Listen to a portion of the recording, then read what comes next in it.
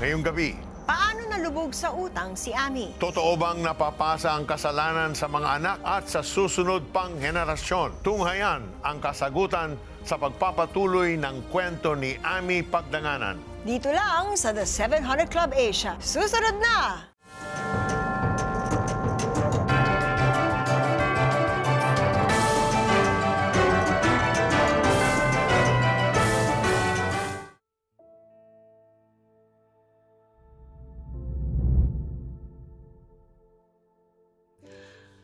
Itinuturing na savior ni Ami ang nakarelasyong jail officer mula sa pang-aabuso ng ama. Nakilala niya ito nang makulong ang ina sa kasong estafa. Tinulungan siya nito sa kanyang pag-aaral hanggang makatapos sa kolehiyo. Sa kabila ng pagkakaroon ng legal na pamilya, naging responsableng ama ang partner ni Ami. Hindi man ito natutulog kasama nila, sinisigurado nitong umuuwi siya sa kanilang bahay para bigyan ng oras ang mga anak. Muli namang nagkalamat ang relasyon ni Ami sa kanyang ina. May tinatawag sa psychology na reaction formation. Kung sino yung pinaka-hate na hate mo sa pamilya mo, yan yung palagi mong piniplease. Kasi it's like, love me, please love me. I want your approval. Hindi kami close ng nanay ko, pero siya lahat yung minana ko. Paging kabit niya, utangera niya. Nung nasa kulungan kami, doon kami naging mother and daughter na parang naging very close. Kasi we talked about boys na nakawala siya. Nakagraduate ako ng college, tapos naging teacher ako. Nag-venture kami sa business, alahas.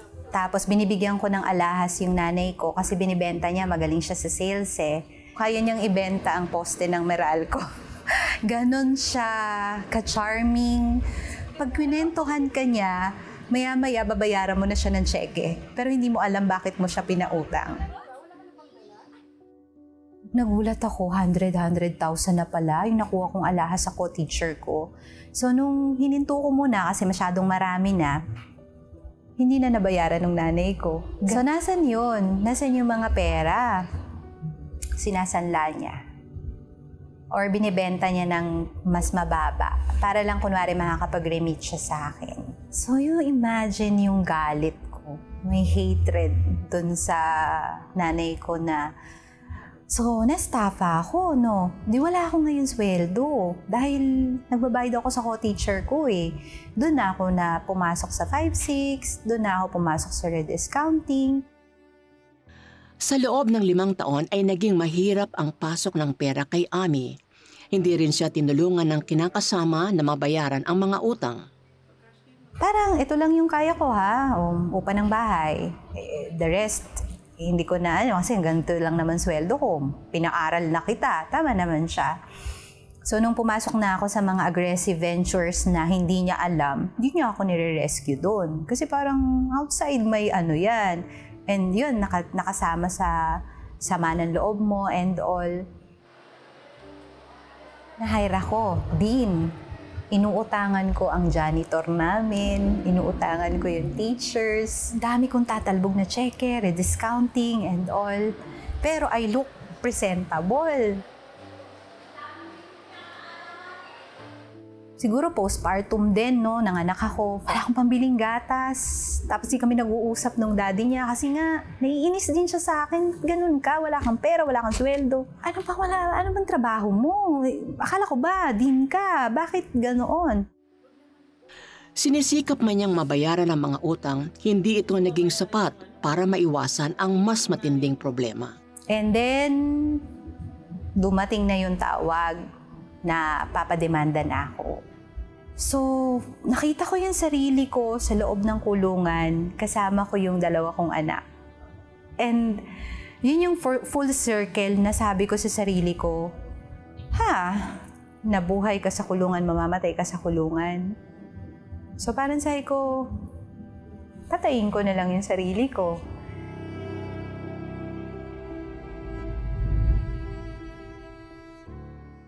Parang history is repeating itself, ano? Talaga. Parang you're powerless over it. Kaya hopeless na siya eh. Yeah. Paano kaya na-attract sa jail guard si Ami? Dahil ba natulungan siya o love at first sight? At paano hinarap ni Ami ang katotohanang may legal na asawa itong si jail guard? Alamin natin yan sa kanya mismo. Joining us here is Ami Pagdanganan. Welcome again to the show, Miss Ami. Thank you. So, Ami, pakikwento mo sa amin kung ano ang naging buhay nyo ng partner mo. Opo, kasi Sir Peter, going back dun sa tanong mo kanina, no, paano ka na-attract, visualize nyo po. Oh. Men in uniform with savior complex. With Savior. Diba po? Tapos, may isang damsel in distress. Right. Diba po? It's like the perfect environment. Right. The perfect match at that moment. Yes, opo. And pagka nandun ka sa sitwasyon, di ka na mag-iisip. Kasi feeling mo, ay, romantic movie against all odds. Yeah. So that's what happened po na love at first sight po, pwede rin. Kasi ako po ang nag-pursue. Because nung nandun po ako sa kulungan, marami pong nanay, yung anak mo pala, nanay, di ba po Mayora yung nanay ko. So parang ayoko po, ayoko sa kanya. Binata pa nga po yung mga nag-a-approach. Except for this person po na, sabi ko, parang iba yung approach niya. Kasi ayaw niya po, binibigyan lang po ako ng baon ni nanay, baon ni Ami, nay. Tapos alis na siya. So parang ako-curious ka naman. Tapos alam niya Doesn't po... even interact with you. Yes. Tapos alam niya po na very young, magkakaroon ako ng kaso. Ako po parang out of desperation and looking for a savior. Pero habang kinakasama mo siya, so naisip mo ba na meron pala siyang iba legal na asawa? Initially po, syempre hindi ko alam muna. Oo. Parang itsura, edad ba naman yun? Wala ba naman? Oo. Pero you're young, 17, 16, Right. 18. Hindi mo naiisip. Nung first time ko pong nalaman, parang na-shock po ako. Pero wala ka na magagawa. Parang Kasi in love ka na. Yeah. there's no way out. Parang sugal todo na to. Yun po yung nangyari. Kasi parang the idea na mawawala siya sa buhay ko, parang mamamatay ka, parang protection barrier mo po yun eh. Parang pag nandun siya, hindi ako mapupuntahan ng tatay ko. Safe din ako sa ibang mga umaali-aligid. Right. Kasi correct. they would say, oy, wag mong anuhin niya na ni tata. Ano yan? Alam na po nila. So parang nagkaroon ka ng, in a way, parang meron ka sa kulungan na stature. Parang ganoon po. So, Ami, na-in-love ka sa lalaking may asawa, nalubog ka sa utang, then nagkaroon ka ng estafa issue. Inisip mo ba, why am I following in the footsteps of my mom? Did that ever come to your consciousness na parang natatrap ako dito? But before you answer, ang kasagutan at iba pang katanungan sa aming pagbabalik. Diyan lamang kayo.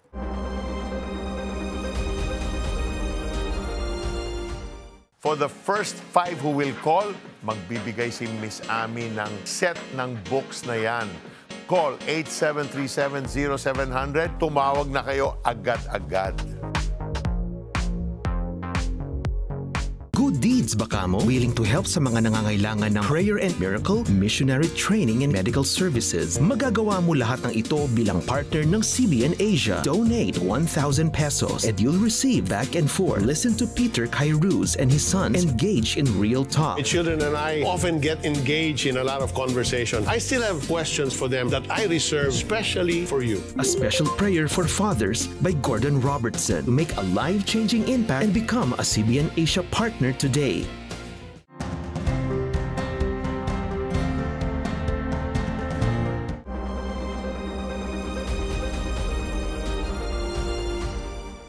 Welcome back to the 700 Club Asia. Balikan natin ang ating hanging question kay Ami.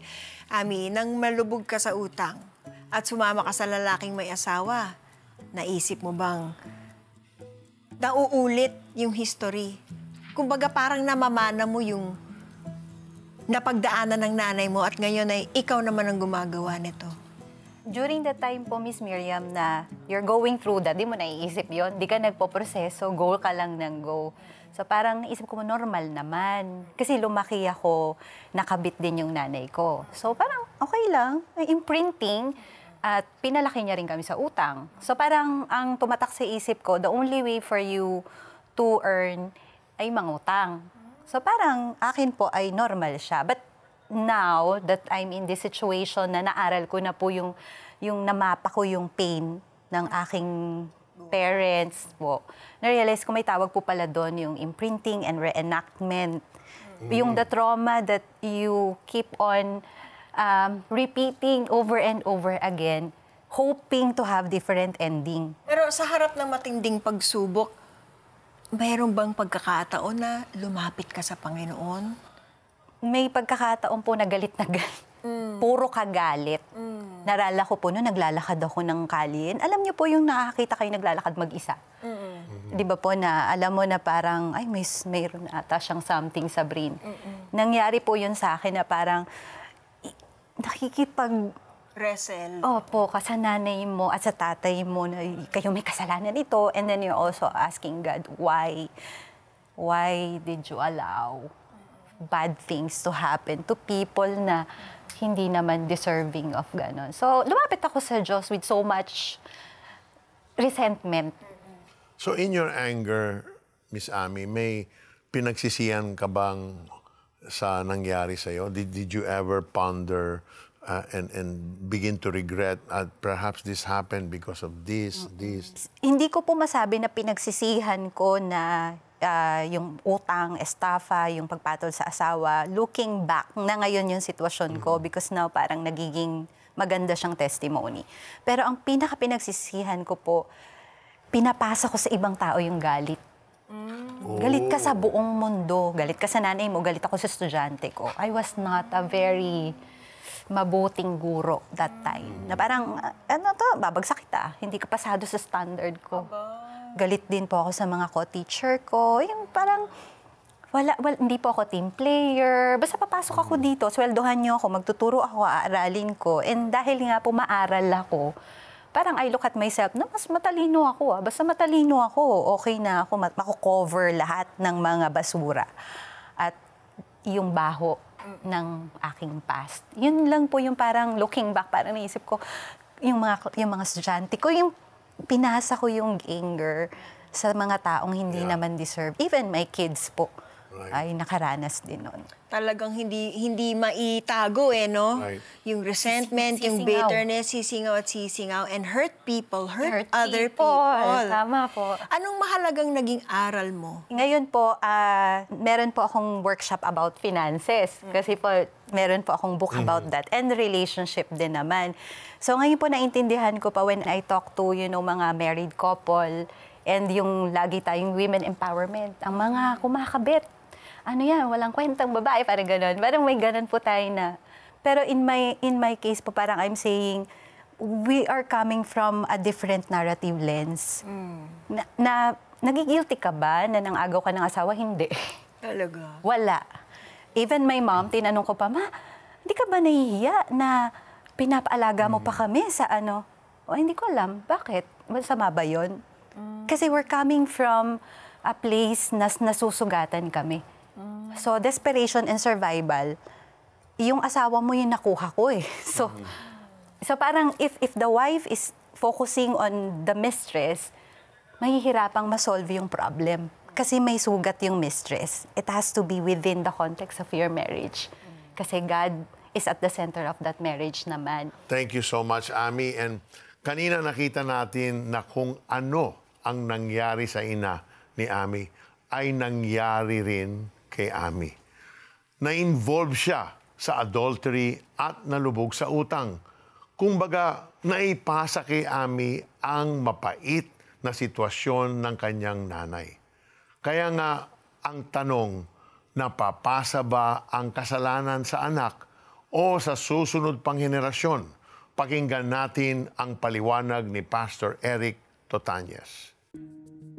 Wala namang masyadong pagkakaiba yung sin and curse. Pero pwede natin sabihin technically that the sins that a person did against God has a curse that comes with it.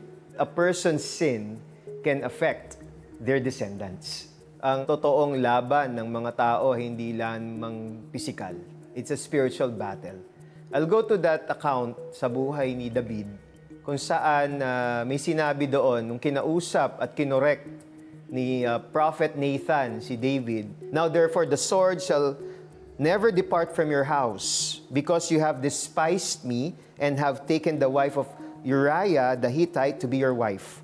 Thus says the Lord, behold, I will raise up evil against you out of your own house, and I will take your wives before your eyes and give them to your neighbor, and he shall lie with your wives in the sight of this sun. For you did it secretly, but I will do this thing before all Israel and before the sun." Ang ibig sabihin, namunga yung kasalanan ni David, naipasa, naapektuhan, at nagkaroon ng kaguluhan. The concept of that sin stayed in the household. To your question, kung ang adultery ba has a direct effect, na yung adultery ba pwedeng maging kasalanan din ng anak? Pwede. Kasi ang mga bata, ginagaya nila yung mga magulang nila. O nakagis na nila yung pagkakaroon ng affair ng kanilang magulang, lalo na kung ito'y walang gabay ang bata at wala silang konsepto ng Diyos, maaaring gawin din ng bata iyon. Pwede nating sabihin na ito'y generational sin because there's a generational pattern. Meron ng naunang nangyari at hindi ito na-correct. The Bible really clearly says that the battle is not against flesh and blood. So if a person will say, hindi mangyayari sa akin yan, hindi tayo makakasiguro doon unless we are protected by God's full armor. Na kapag ang tao ay walang gabay ng banal na spirito, walang gabay ng Diyos, kahit anong sabihin mo na hindi ko gagawin yan, maaaring matempt tayo at we act on the temptation. Paano natin masisiguro na talagang hindi magtutuloy sa anak ko? Ang magandang sagot dyan is you must make a decision. Kagaya ng desisyon na ginawa ni Joshua.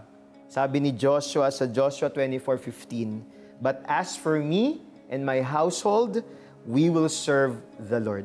Ang ibig sabihin kasi nito, nung tatawid na sila sa Jordan River, nagkailangan nilang magdesisyon. Natatawid ako, iiwanan ko na ang nakaraan. Ibig sabihin nun, it is a corporate decision, family decision. It's a 100% commitment, dependence, allegiance to the one true God of the Bible. The good news is so simple that if you will receive by faith, if you will repent, and if you will rely on the power of God, the curse of sin can be broken. Because Jesus said, "It is finished." It was dealt with on the cross. Ang kailangan lang natin manampalataya sa Kanya at mamuhay ng merong kumpiyansa, a confidence that comes from God, na maaaring yung magulang ko may ginawang kasalanan na hanggang ngayon pinagbabayaran ko pa. Pero sa akin, matatapos na to. Hindi ko na hayaang mapamana pa ito sa anak ko. Pwedeng nararanasan mo pa yung kasalanan ng magulang mo, hindi mo maintindihan. Bakit ganun? Kristiyano na ako. Because of that consequence. But you can make a decision that it stops with you. Kaya pala maraming mga behavior ang namamana di ba? Tsaka kahit yung mga illnesses, kunyari, cancer galing sa magulang, yung anak, pati yung mga apo, nagkaka-cancer. Ito yung adultery, pati yung pag-iinom, mga bisyo, di ba, Yossi? Kasi nakagis na ng tatay dun sa magulang. So, deep in their minds, hanggang paglaki nila, feeling nila normal. So, lumalabas din sa kanilang pamumuhay. Right. And especially, Miriam, if they had judged their father or their mother. Supposing the father never had time for them because he's always out drinking. So kung ginudge niya yung father niya at sinabi niya, when I have my own family, I will not do what my father did to me. That is a form of judgment. And the Bible says you become who you judge. Yeah, pag sinabi mo, I will never be that kind of parent. Pero gagawin mo sa sarili mo mga anak. But it can be cut. You cut that generational pattern when you give your life to the Lord Jesus Christ and really ask Him, Lord, through your blood, we cut that curse or that pattern in my life. So it stops with me. Hindi ko na ipapasa sa aking mga anak. Praise God yung Yeah. healing grace ni God. No? Pati Amen. sa generational sin, Yes. He can heal. Yes, and the power restore. of the cross. Amen. Kung pakiramdam mo nasa similar situation ka ni Ami, minana mo ang kasalanan ng iyong mga magulang. Yung mga bagay na ayaw mo mangyari ay nangyayari ngayon sa buhay mo. Siguro, napatanong ka, is there really a way out? Yes, kapatid, there is. Pwede natin makat ang sumpa o kasalanan sa ating buhay by giving your lives totally, committing your lives totally to Jesus. Siya ang naging sumpa para tubusin tayo sa kasalanan. He became a curse for us. The Bible says, curse is any man that hangs on a tree. He died on the cross to remove that sin, that shame, that guilt in our lives. Tama. Si Jesus ang naging sumpa para tayo ay mapawalang sala. Kaya kailangan nating lumapit sa grasya ng Panginoon at humingi ng tawad. Sabi nga sa 1 John 1 verse 9, subalit kung ipinapahayag natin ang ating mga kasalanan, papatawarin tayo ng Diyos sa mga ito at lilinisin tayo sa lahat ng ating kasalanan sapagkat siya'y tapat at matuwid. Ngayon, pwede tayong lumaya sa kasalanan at anumang sumpa na minana natin. All it takes is a prayer to receive Christ. So if that is you and you are willing with all your heart, let's pray. Just say, Dear Lord, Lord, you know my life. You know the trials and the hardships that are right now facing me. So Lord, I want to surrender this all to you. Lord Jesus, help me. Help me, Lord God. I want to live a righteous life. I know you died on the cross, and on the cross, you took away my guilt, my sin, my shame, the curse that is upon me and my family are all hang on the cross. Ginawa mo na lahat, Lord, even without me asking you. So, Lord, I humble myself and I ask for forgiveness. Forgive me, Lord, for the many sins I have committed, for the many wrong things that I have done. I now choose to turn my back on sin and embrace a life with you. So, Lord Jesus, come into my life. Be the Lord of my life. Come into my life. Be my Savior. Thank you, Lord, for loving me. Thank you for saving me. This is my prayer in the name of Jesus. Amen. Oh, Father God, I lift you up, everyone, Lord, who is watching now, who is oppressed, depressed, has experiencing suicidal ideation, is trapped in anxiety, Lord God, and worries. Lahat, Panginoon, we pray, Lord God, that you set them free from all these mental health concerns, Lord God, and grant them peace that is only in Jesus Christ. I pray also, Lord God, those who are trapped in the sin of adultery, Lord God. May you cause, when you put it in their heart, Lord God, to let go of these immoral relationships, Lord God, and turn them to you. May you bring husband and wife together and turn their hearts of the father towards their children, Lord God, so these people watching may live a righteous life. I pray for all those who are trapped in the sins of addiction, all kinds of addiction, drugs, alcohol, pornography, cigarette smoking, addiction even to social media, Lord God, and all forms of addiction. I pray that you release your healing power to them in Jesus' mighty name. Amen. Amen. Amen. And the Lord is healing someone right now who's suffering from bronchitis. The Lord is clearing up your lungs this very moment. Receive that healing, kapatid. There's also someone watching right now na you have a swollen right eye and you can hardly see. There's some sort of infection in your right eye and the Lord is clearing that infection. Receive your healing. There's also someone watching right this very moment na meron kayong GERD and sometimes it affects your eating. The Lord is healing you from that condition. Receive your healing in Jesus' name. Meron ding nanonood ngayon na merong myoma sa kanyang womb, sa kanyang uterus. The Lord is melting that myoma even now. You are cancer-free. Receive your healing in Jesus' name. Amen. Amen.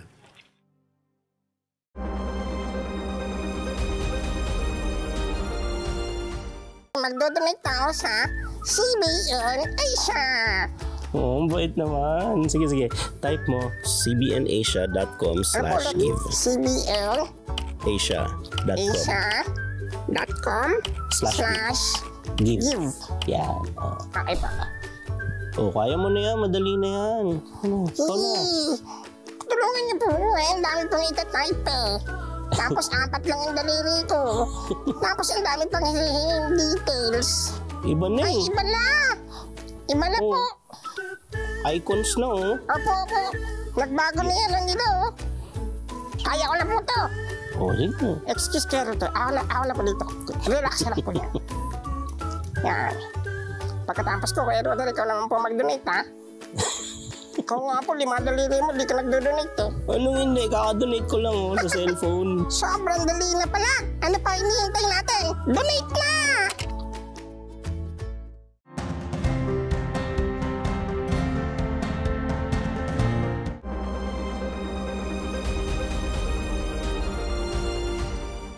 Sa buhay, maraming pagsubok man ang dumating, patuloy tayong magpakatatag. Patuloy tayong umasa at manalig sa Panginoon. Hindi niya tayo iiwan o pababayaan man. Tama. Yan ang napatunayan ng ating mga kababayan sa Maubang, Quezon. Kamakailan lang ay sinalanta sila ng bagyo at ilan sa kanila ay nasiraan ng bahay o nawalan ng tirahan. Kaya naman, tinulungan sila ng ating humanitarian arm, Operation Blessing. Namigay tayo ng mga construction materials para mapaayos ang kanilang nasirang bahay. Tinulungan natin doon ang 29 affected families. This generous donation is more than just bricks and mortar. It's a symbol of hope and a bayanihan in rebuilding their homes and lives. With these materials, families in Mauban can get back on their feet one step at a time. At ang lahat ng ito ay naging posible dahil sa inyong walang patid na suporta sa CBN Asia. We can help more of our kababayans in need. Kaya be a CBN Asia partner now. With your donation of 500 pesos or more monthly, you become our partner. Kaya call the numbers on your screen or scan our QR code to donate. God bless your generosity. At sa ating pagtatapos, iniiwan namin sa inyo ang isang paalala na nakasulat sa Filipos 4 verses 6-7.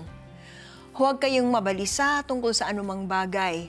Sa halip, hingin ninyo sa Diyos ang lahat ng inyong kailangan sa pamamagitan ng panalangin may pasasalamat.